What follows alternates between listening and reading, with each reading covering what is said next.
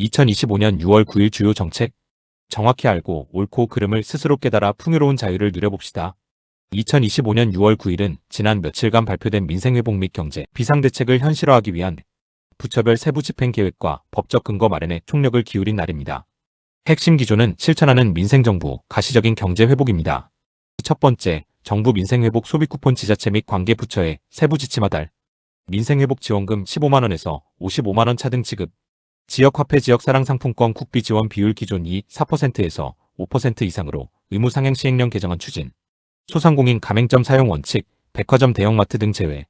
지급 후 4개월 이내 미사용 시 소멸되는 일몰제 적용. 두 번째, 사회안전망으로 무인 키즈카페, 키즈풀 등 안전사각지대 시설에 대해 어린이 놀이시설 안전관리법 적용을 의무화하는 시행령 개정 완료. 세 번째, 농식품부 2025년 6월 10일부터 공공배달앱 활성화 소비쿠폰 사업 개시. 공공배달앱 2만원 이상, 3회 주문 시 1만원 소비쿠폰 지급 650만 장 선착순 지급. 외식업 소상공인의 배달앱 관련 비용 부담 줄이고 외식 경기 활성화 도움. 네 번째, 국토교통부 드론공원 조성하여 드론 규제를 완화해 드론 조종 경험의 문턱을 낮추고 드론이 자유롭게 비행할 수 있는 공간 제공. 드론공원에서 사종 드론은 자격증 없이도 누구나 체험 가능.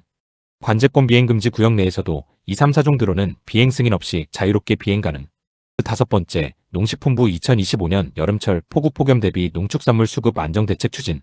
추경으로 확보한 정부 할인 지원 예산 2,280억 원을 활용해 여름 휴가철, 추석 등 농축산물 구매 지원 계획.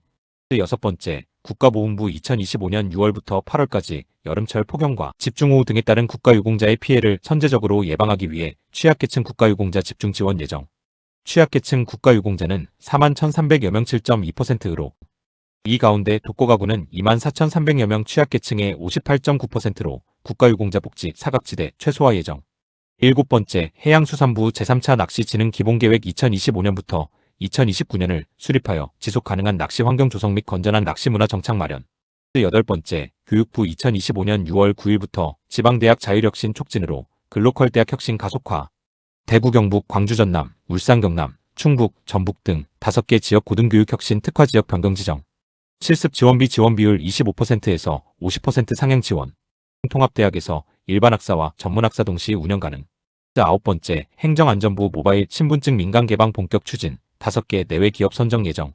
열 번째, 산업통상자원부 국가기술표준원 유아용 침대의 일부로 존재하던 기울어진 요람을 비수면용 제품으로 명확히 구분하여 안전기준 재개정안을 마련할 방침임.